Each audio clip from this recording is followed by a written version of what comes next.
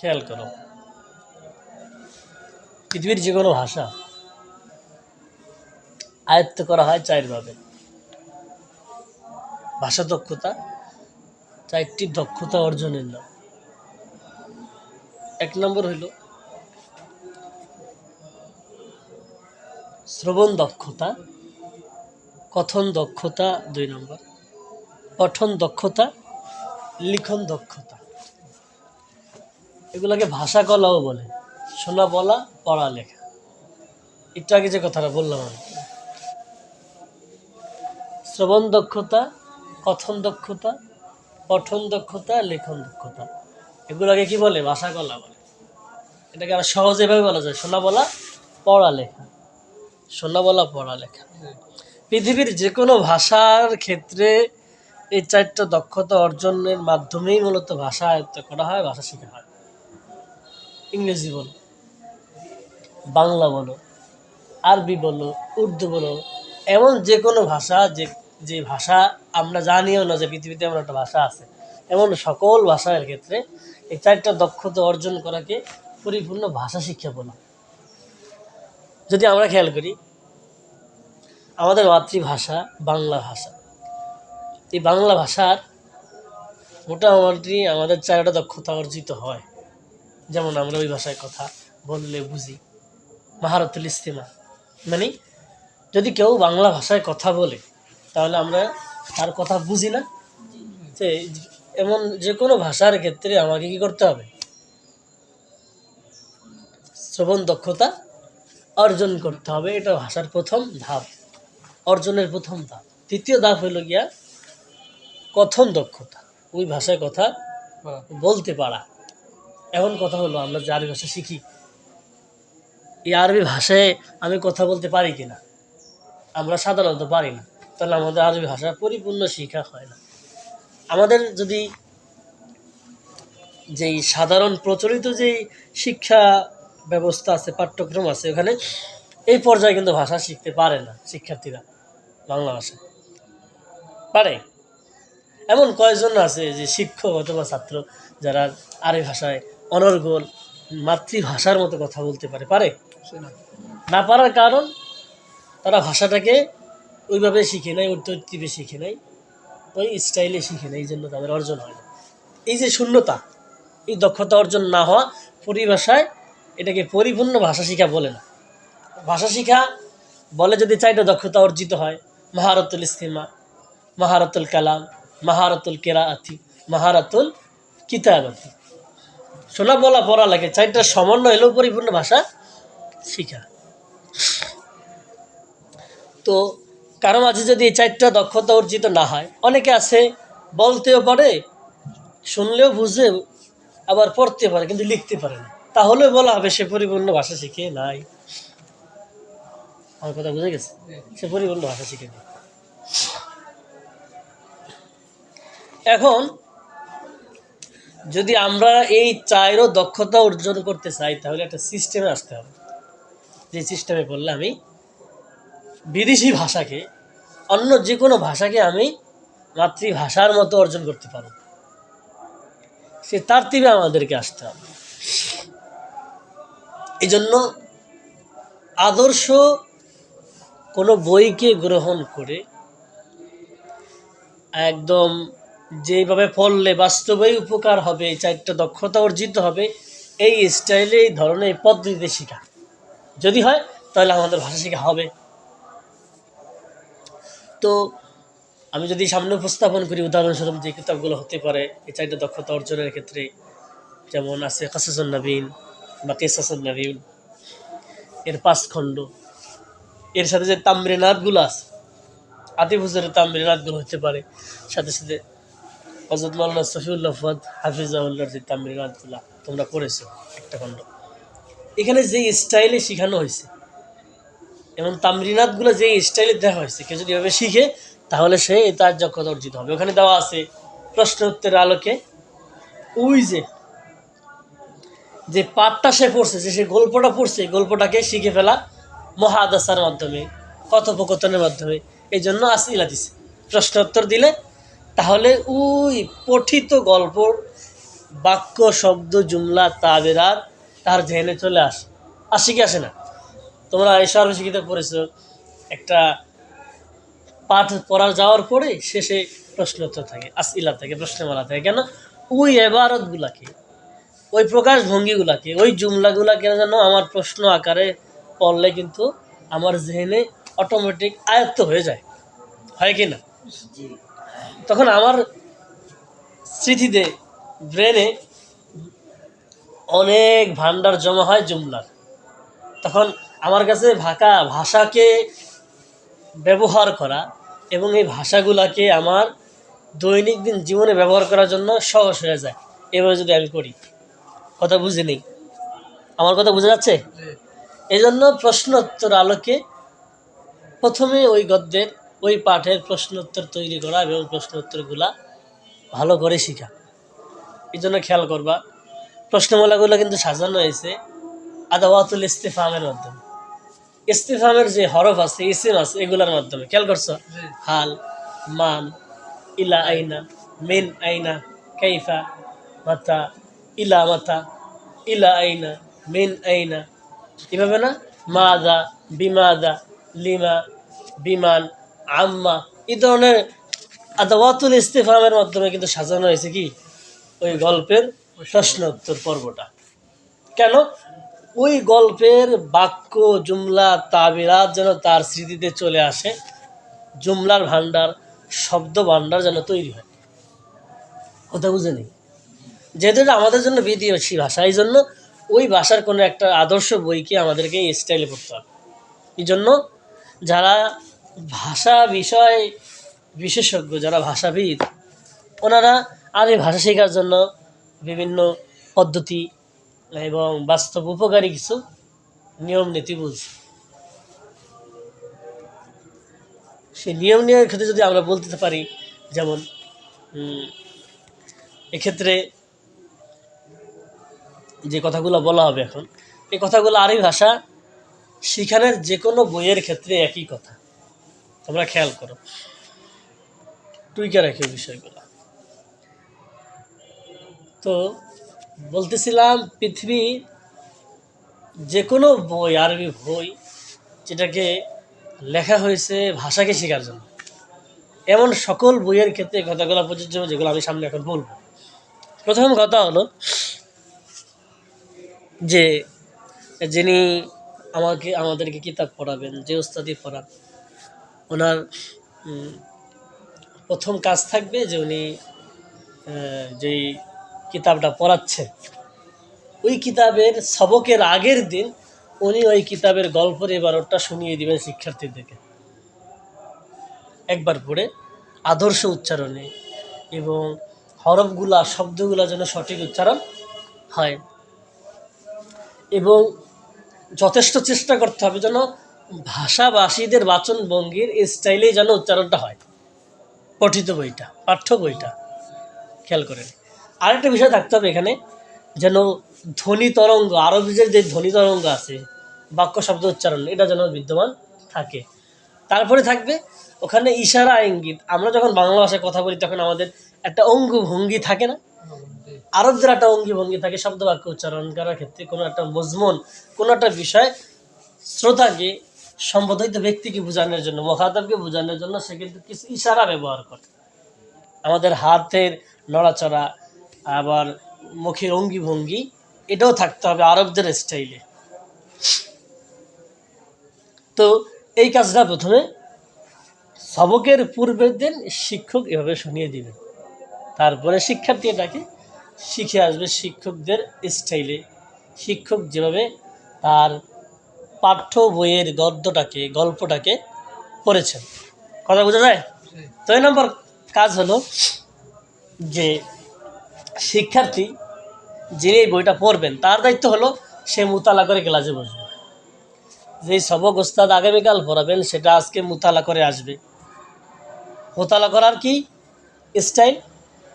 অভিধান দেখে দেখে নতুন শব্দের অর্থ জেনে, মাজদারের ব্যবহার এবং ফেলের ব্যবহারকে শিখে আসবে অভিধান দেখে। যেমন মনে করো একটা ফেল আসছে জাহাবা জাহাবা অর্থ কি? যাওয়া।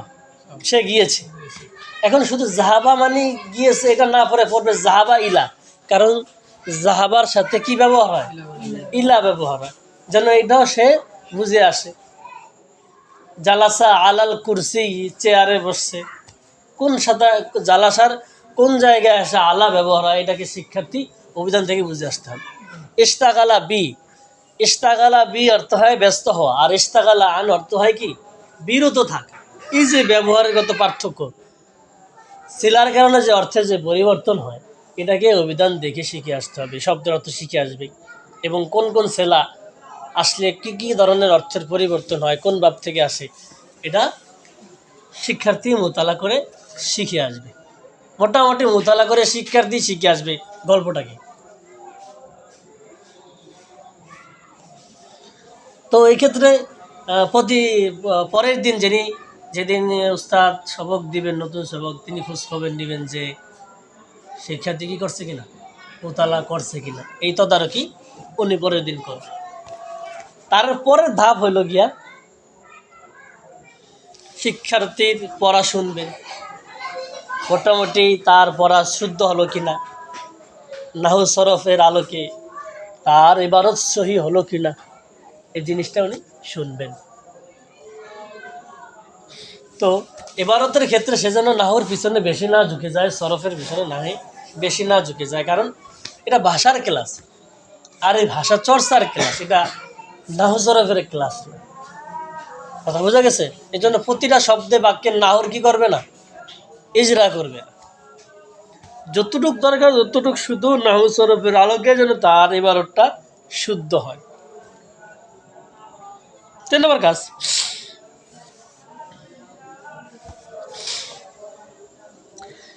শিক্ষার্থী পড়া শোনাবে। শিক্ষার্থী আইসা যে সবকটা উস্তাদ পড়াবেন ওটা কি করবেন, উনি শুনবেন। প্রথমে শিক্ষক পড়িয়ে দিবেন না, ছাত্র মোতালা করা পড়াটাকে নিজে আইসা ক্লাসে উস্তাদ জিজ্ঞাসা করবে, ছাত্র বলবে। ছাত্র যদি কোনো জায়গায় আটকায় যায়, আরেকজন দাঁড়া করাবে শিক্ষক, যে তুমি বলো তুমি এখান থেকে পারো কিনা। সে না পারলে আরেকজন, এভাবে সবার থেকে জিজ্ঞাসা করে মোটামুটি কেউ না কেউ আছে এমন পারবে, এমন হবে। আবার যদি একেবারেই না পারে, তাহলে শিক্ষক আদর্শ অনুবাদটা, শুদ্ধ অনুবাদটা বলে দিবে। আমার কথা বুঝে যাইতেছে? তারপরে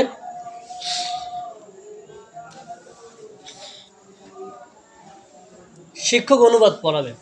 ছাত্র তো শুনাইছে, ছাত্র 5 নম্বর, শিক্ষক অনুবাদ এখন নিজে পড়াবে। শিক্ষার্থীতে মোটামুটি অনুবাদ হয়েছে, ভাঙ্গাচোরা যাই হোক, ওটা কিন্তু আদর্শ অনুবাদ না। আদর্শ অনুবাদটা শিক্ষক বলবে। বাকি মোটামুটি তো হয়ে গেছে, ইবারত হয়ে গেছে, অনুবাদ হয়ে গেছে, শিক্ষার্থী বলছে, শিক্ষক শুনছে, শিক্ষার্থী মোতালা করা হয়েছে। এখন শিক্ষক শুধু আইসা আদর্শ অনুবাদটা বলে দিবে। আইসা তারপরে তাবিরাত বলবে। তাবিরাতের ব্যাখ্যা কি সামনে আমি বলবো। তাবিরাত আছে না, একটা গদ্যের ভিতরে, একটা গল্পের ভিতরে অনেক প্রকাশভঙ্গি থাকবে, জুমলা থাকবে, তারপরে জুমলার গঠন থাকবে, তারপরে জুমলার ভিতরে কিছু তারকিবি আলোচনা করবে। সেটা নাহাবি তারকিব না, বাক্যকে বোঝানোর জন্য, অর্থ বোঝানোর জন্য বলবে যে এটা মফুল হয়েছে, অর্থের ক্ষেত্রে এটা মুতাল্লিক হয়েছে। পুরা নাহুর তারকিব শুরু করবে না। সাথে সাথে গল্পের ভিতরে যে ফেলের যে সেলা আছে, মাজদারের যে সেলা আছে, এই ফেলের সাথে আন ব্যবহার হয় না, বা ব্যবহার হয় না, লাম ব্যবহার হয়, এই কথাগুলো শিক্ষক ওই গল্পকে কেন্দ্র করে বলবে। বুঝো নেই?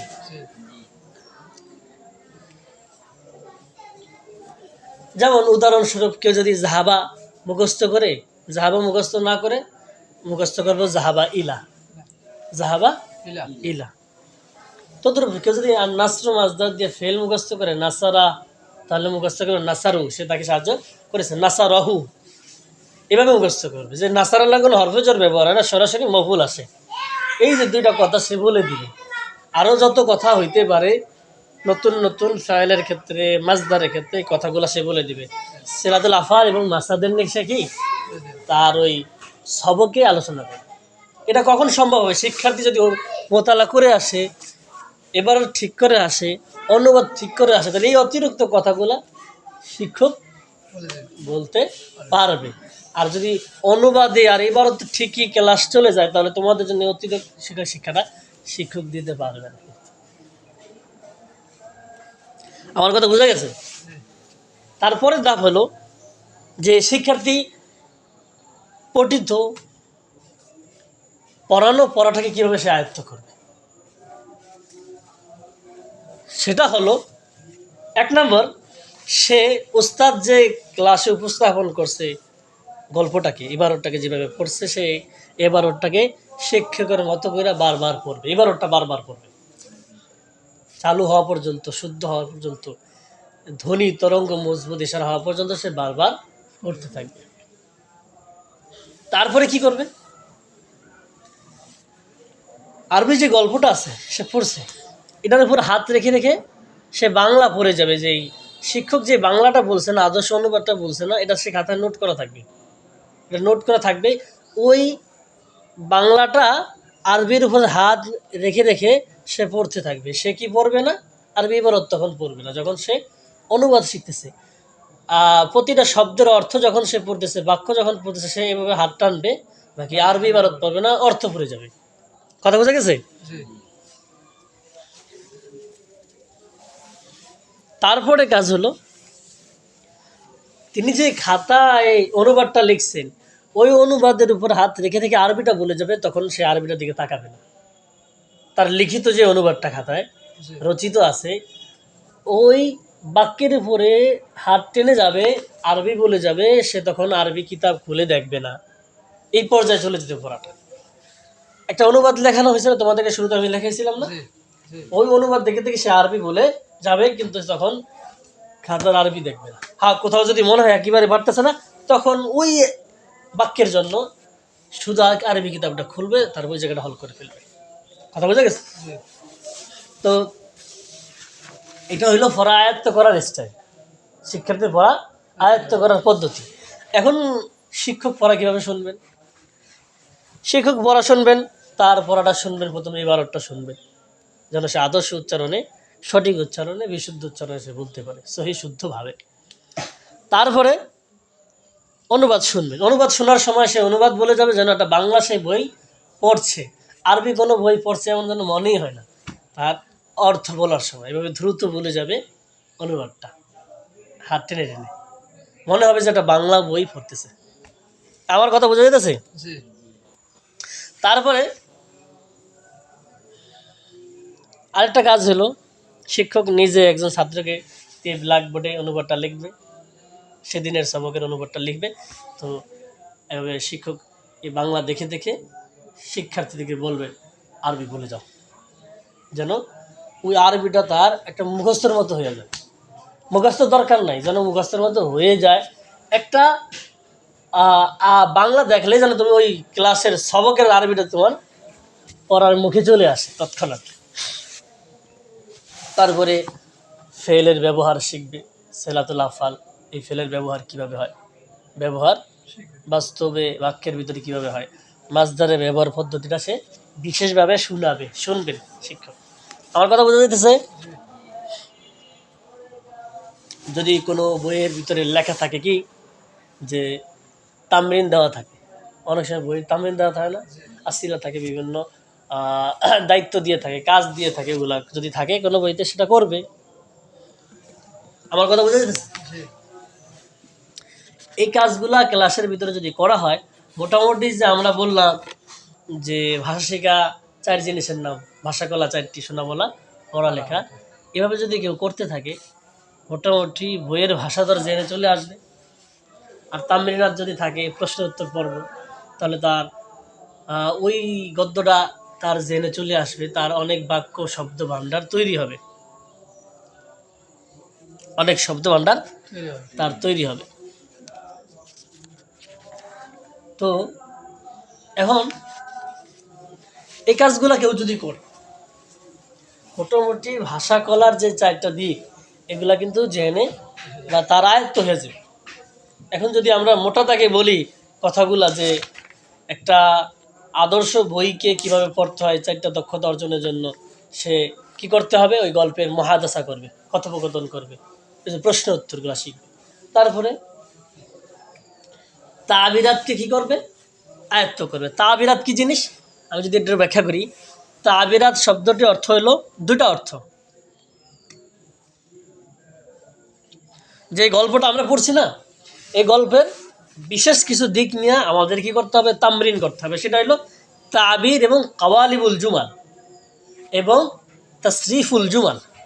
জুমলার পরিবর্তন প্রচুর পরিমাণে, প্রকাশভঙ্গি এবং বাগধারাকে আয়ত্ত করা, চর্চা করে, এবং বাক্য কাঠামোকে চর্চা করে আমাদেরকে এই ভাষার যে চারটা দিক আছে এটা অর্জন করতে হবে। এখন আমি ব্যাখ্যা করি তাবির কি জিনিস। তাবির হলো, যদি বাংলা আমরা শব্দার্থ করি, একটা হলো বাগধারা আর একটা হলো প্রকাশভঙ্গি। দুটো ব্যাখ্যা একটু বুঝো, আমি উদাহরণ দিই। সেটা হলো, বাগধারার উদাহরণ হলো যা মিন সাআতিহি। মিন সাআতিহি মানে কি? তার সময় থেকে। আক্ষরিক অর্থ কি? যা মিন সাআতিহি, তার সময় থেকে আসছে, সে তার সময় থেকে আসছে, এমন অর্থ হবে না? যা হুম যাও মিন সাআতিহিম, তারা তাদের সময় থেকে আসছে, কিন্তু অর্থটা এমন না। অর্থটা হবে সে তৎক্ষণাৎ এসেছে। এই যে মিন সাআতির অর্থ তার সময় থেকে না হয়ে তৎক্ষণাতের অর্থ হচ্ছে, এটাই বাগধারা। আর এই ভাষা এটাকে এই অর্থে ব্যবহৃত হয়, সেটা হলো সে তৎক্ষণাৎ এসেছে, যা আমিন সাআতি।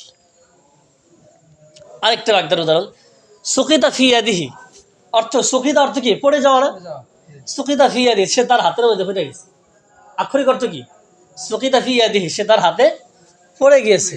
কিন্তু এটার বাগধারা অর্থ হইল যে তিনি লজ্জিত হয়েছে। সুকিতা ফি ইয়াদিহি মানে কি? এইটা হইল গিয়া বাগধারা। আমাদের বাক্যের ভিতরে এমন কিছু বাক্য থাকবে, পঠিত অংশের ভিতরে বাগধারা। কথা ক্লিয়ার? 2 নম্বর প্রকাশভঙ্গি। প্রকাশভঙ্গি যদি উদাহরণ আমি দিয়ে থাকি, তখন অর্থ হবে যে, মনে করো আমি বাল্যকালে থেকে আমি কি করি? মাদ্রাসায় পড়াশোনা করি। বাল্যকাল থেকে, বাল্যকাল আরবিতে কী হবে? মুনজু নওমাতিল আসফার, বাল্যকাল। মুনজু নওমাতিল আসফার অর্থ কি? বাল্যকাল থেকে আমি মাদ্রাসায় পড়াশোনা করি। আরেকটা বলো, আমরা বলি না আমার ধারণা অনুযায়ী ছেলেটা ভালো। আল্লামা আদুন্নহু আন্না হাদা তিলমিদা রজুলান রজুলান তৈয়িবুন রজুলান জাইয়িদুন, যে ছেলেটা ভালো। আল্লামা আদুন্নহু, যে আমার ধারণা অনুযায়ী কথাটা কিভাবে প্রকাশ করে? আরবিতে আল্লামা আদুন্নহু বলে। আমার ধারণা অনুযায়ী কথাটা আরবি ভাষায় কিভাবে বলে?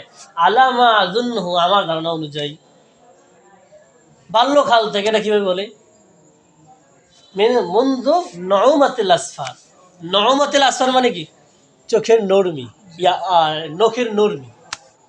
কিন্তু এখানে উদ্দেশ্য হয়েছিল কি? মুনযু নউমাতিল আসফার মানে কি? বাল্যকাল থেকে। এটা হইল কি প্রকাশভঙ্গি। আমার কথা বোঝা গেছে? তো আরেকটা বিষয় হইল, বিশেষ করে বাক্যের ভিতরে যে জিনিসটা থাকে, সিলা থাকে আর হরফে জোর থাকে। সিলাকে যদি আমি ব্যাখ্যা করি, সিলা কাকে বলে? যে ফেলে ও মাছধারে ব্যবহৃত হওয়া তাবির, কারণ এগুলো মনের ভাব প্রকাশে বিভিন্ন ভঙ্গি থাকে।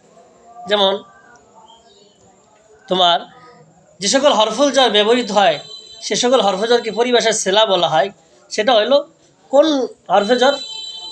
নির্দিষ্ট অর্থ প্রকাশের জন্য ফেল ও মাজদারের সঙ্গে অবিচ্ছেদ্য অংশরূপে যে সকল হরফজর ব্যবহৃত হয় তাকে সেলা বলে। আবার বলি, নির্দিষ্ট অর্থ প্রকাশের জন্য ফেল ও মজদারের সঙ্গে অবিচ্ছেদ্য অংশরূপে যে সকল হরফুল জার ব্যবহার হয় তাকে সেলা বলে। যেমন জাহাবার লগে ইলা, সব সময় জাহাবারে ইলা ছাড়া তুমি আনতে পারো না, অবিচ্ছেদ্য অংশ।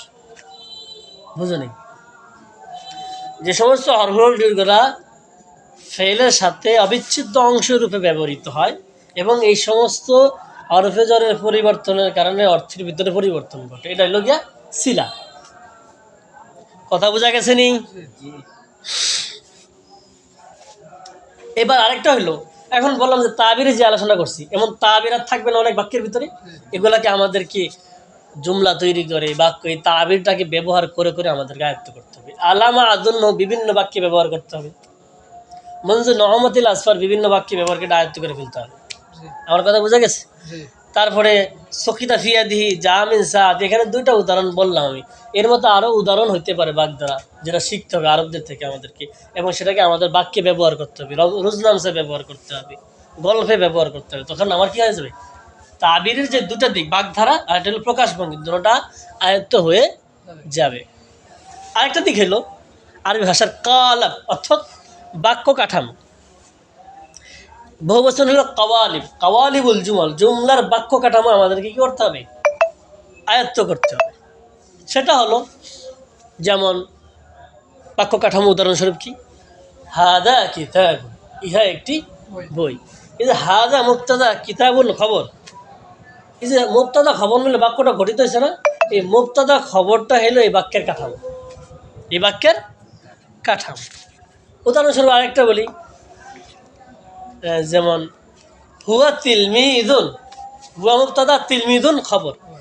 এই যে হুয়া মুবতাদা তিলমিদুন খবর, এই মুবতাদা খবর এই বাক্যের কাঠামো। কথা বোঝা যাইতেছে? আরেকটা উদাহরণ দেই, নামাল ওয়ালাদু, ছেলেটি ঘুমিয়েছে। নামা ফেলে মাঝি, অলাদু ফাইল, অলাদু ফাইল। এই যে ফেল এবং ফাইল এই বাক্যের জন্য বাক্য কাঠামো কালাব কাওয়ালিব। আমার কথা বোঝা গেছে? এই যে আরেকটা বিষয় হলো গিয়া, বাক্যের ভিতরে বিভিন্ন পরিবর্তন করতে হবে, একটা বাক্যকে বিভিন্ন বাক্যে পরিণত করতে হবে। যেমন জাহাবা খালিদুন ইলাল মাদ্রাসা, জাহাবা ফেলেরা তুমি আবার পরিবর্তন করতে পারো, জাহাবাত আয়েশা তু ইলাল মাদ্রাসা, আয়েশা মাদ্রাসায় গিয়েছে। আবার এটাকে বহু বচন আনতে পারো, হুন্না জাহাবে না ইলাল মাদ্রাসা, তারা সকলে মাদ্রাসায় গিয়েছে। তারপরে আনতুম, আনতুম জাহাবেতুম ইলাল মাদ্রাসাতি, তোমরা সকলে মাদ্রাসায় গেছে। এই যেমন অহেদ থেকে তাসনিয়া, তাসনিয়া থেকে জমা, জমা থেকে আবার অহেদ, মুজার থেকে মোজাকার থেকে মুয়ান্নাস। এইভাবে বাক্যের ভিতরে পরিবর্তন, ফেলের ভিতরে পরিবর্তন আনতে আনতে তোমার ভিতরে একটা বাক্যের পরিবর্তনের যোগ্যতা তৈরি হয়ে যাবে। এটাকে আমরা যদি মোটা থাকে এভাবে বলি, কাওয়ালিবুল জুমালকে আয়ত্ত করতে হবে লিখে লিখে, চর্চা করে করে, মৌখিকভাবে এবং লিখিতভাবে। তাবিরাতকে চর্চা করে করে আমাদেরকে আয়ত্ত করতে হবে লিখে লিখে, মুখে মুখে। তাসরিফুল জুমালকে মুখে মুখে এবং লিখে লিখে আমাদেরকে আয়ত্ত করতে হবে।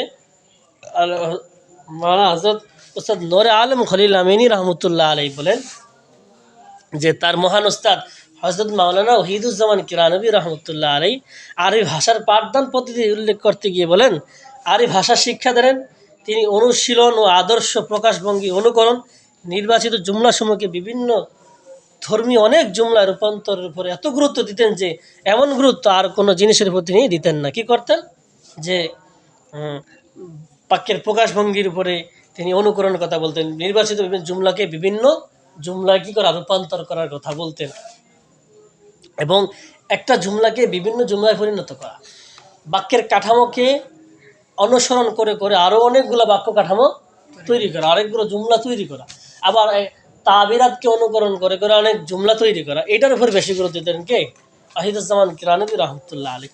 এতে হয় কি, একজন শিক্ষার্থী ওই গল্পের যদি ব্যবহার আসে তাবিরাত, এটা অর্জন হয়ে যায়, কাওয়ালিবুল জুমাল অর্জন হয়ে যায়, তার বাক্যের পরিবর্তনের যোগ্যতা অর্জন হয়ে যায়, তখন তার জন্য আর এই ভাষাটা সহজ হয়ে যায়। এই জন্য মহাদশা করা একটা গল্পের উপরে, মহাদশা করলে আমার মাহারাতুল কালামটা চলে আসে কথোপকথন করলে। আবার যখন আমি কাওয়ালিবুল জুমাল তাবিরাতুল জুমালকে চর্চা করে করে আমি যদি লিখি, তখন মাহারাতুল কিতাব অর্জিত হয়ে যায়। এখানে আরেকটা যোগ্যতা হইল মাহারাতুল ইস্তেমা, শ্রবণ দক্ষতা অর্জনের জন্য বক্তৃতা শোনা, আদর্শ কোনো বক্তার বক্তৃতা শোনা, একে অপরের সাথে কথা বলা, কথা বললে তো আরেকজনের কথা শুনতে হয় না, তখন মাহারাতুল ইস্তেমা অর্জিত হয়। আর যদি আমি লিখি কাওয়ালিবুল জুমাল এবং তাবিরাতকে আলো করে আমি যদি বাক্য জুমলা তৈরি করি, রোজনামসা লিখতে থাকি সবসময়, আমার শিক্ষকের দেওয়া বিভিন্ন লেখা যদি আমি অনুকরণ করতে থাকি, লিখতে থাকি, তাহলে আমার লিখন দক্ষতা আসতেছে। আর কালামটা হলো যদি আমি ওই যে প্রশ্নোত্তর আকারে একে অপরের সাথে কথোপকথন চালিয়ে যাই, তাহলে আমাদের ভাষা দক্ষতা অর্জিত হয়। তা এটা শেষ কথা হলো গ্রামারের ক্ষেত্রে যে ব্যাকরণের ক্ষেত্রে যে কথাটা, আসলে ব্যাকরণ আমাদেরকে ভাষা শেখায় না, ভাষা শেখাটাই মূলত চর্চা করতে হবে। ব্যাকরণ আমাদেরকে শুধু সহযোগিতা করে যে ভাষার বিশুদ্ধতা করতে, কিন্তু ভাষাকে শেখায় মূলত চর্চা করে। এই জন্য তো বলা হয় আর নাহবু ফিল কালামে কাল ফিল কান আল মিল ফিল তোয়ামে কান নাহবি ফিল লোকাতিল আরবিয়্যা, আল মিল ফিল তোয়ামে কান নাহবি ফিল কালামে। তো আর নাহবু ফিল কালামে কাল মিল ফিল তোয়ামে, এভাবে ব্যাখ্যাটা যে খাবারের লবণ যেমন ভাষায় ব্যাকরণ তেমন। আমরা খাদ্য যদি খাই, লবণ এক কোনায় পড়ে থাকে না, তো লবণের পরিমাণটা কম থাকে খাবারে। এখন যদি আমরা ভাষা শিখতে চাই, ব্যাকরণের প্রতি পিছনে ছুটে যাই, তাহলে কিন্তু আমার ভাষা শেখা হবে। যেমনিভাবে আমি যদি লবণ বেশি খাই, তাহলে আমার ক্ষতি হবে না। আমার অনেক কেমন আছে যে খাবারের প্লেটে সে লবণ নেনও না, সে লবণ নেও না। তো উনি উদাহরণ দিছে যে খাবারের লবণ যেমন ভাষায় ব্যাকরণ তেমন। এখন সেই লবণের পিছনে আমরা মেহনতটা বেশি করি, তখন ভাষা শিখা হয় না। পৃথিবীর যে কোনো ভাষার ক্ষেত্রে ব্যাকরণের প্রতি যদি আমার সময়টা বেশি চলে যায় চর্চা ছাড়া, তাহলে ভাষা শিখা আর হয় না।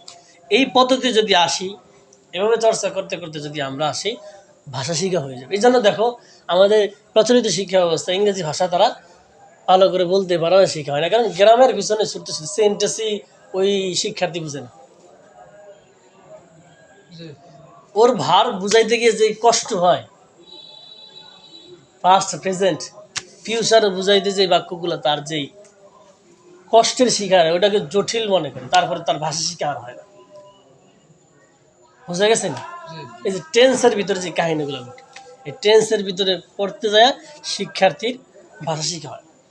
ভাষা শিখার মূল ভূমিকাটা, চালিকা শক্তিটাই হয়েছে চর্চা করা এবং আদর্শ পদ্ধতিতে ভাষাটাকে শেখা। আমি যেই ধরনটা বললাম, যে পদ্ধতিটা বললাম, এই স্টাইলে যদি যে কোনো ভাষাকে শিখে, যে কোনো বইকে কেন্দ্র করে ভাষার এই চারও দক্ষতা অর্জিত হবে ইনশাআল্লাহ। ভাষা কলা, শোনা বলা, পড়া লেখা, এই চারটা অর্জিত যদি হয়, তাহলেই পরিভাষায় বলা হবে সে ভাষা শিখছে। আর না যদি কোনো একটা যদি হয়, অথবা কোনো দুইটা যদি হয়, অথবা কোনো তিনটা যদি হয়, তাহলে সে পরিপূর্ণ ভাষা শিখে নাই, তাকে বলা হবে না সে ওই ভাষা জানে, শিখছে। ঠিক আছে? তাহলে আমাদেরকে ভাষা এইভাবে শিখতে হবে, এবং যে পদ্ধতিগুলো বলা হয়েছে, দর্শা দিছে এবং পড়া শিখা এবং পড়া শোনানো, এই সকল পদ্ধতি যদি আমি অনুসরণ করি নীতিমালাগুলো, তাহলে আমাদেরকে ভাষা শেখাটা সহজ হয়ে যাবে ইনশাআল্লাহ।